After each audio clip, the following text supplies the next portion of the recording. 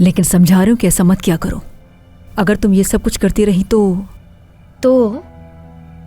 तुम्हें क्यों नहीं समझ आता कि तुम गलत रास्ते पे जा रही हो?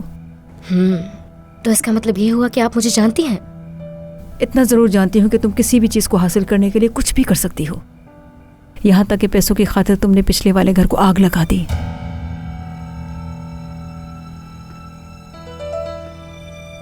ये आप क्या कह रही हैं अम्मी? कहा था ना मैं तुम्हारी माँ हूं। सोचो जरा,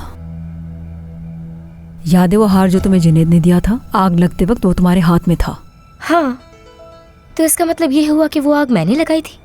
इतनी भी पागल नहीं हूं कि हम दोनों की जान खतरे में डालूं। लेकिन आइंदा अपनी ख्वाहिशात के लिए ऐसा कभी नहीं करोगी। मैं बगैर वजह के कभी कुछ नहीं करती अम्मी।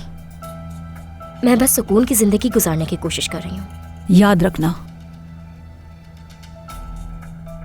घर जलाओ या कपड़े, मुझे इससे कोई फर्क नहीं पड़ेगा। मैं हमेशा तुम्हारे साथ रहूंगी। बस एक बात है जो हमेशा मैं तुमसे कहूंगी कि अपनी माँ को कभी अकेला मत छोड़ना, क्योंकि अगर तुमने मुझे छोड़ दिया तो मैं तुम तक कभी नहीं पहुंच पाऊंगी।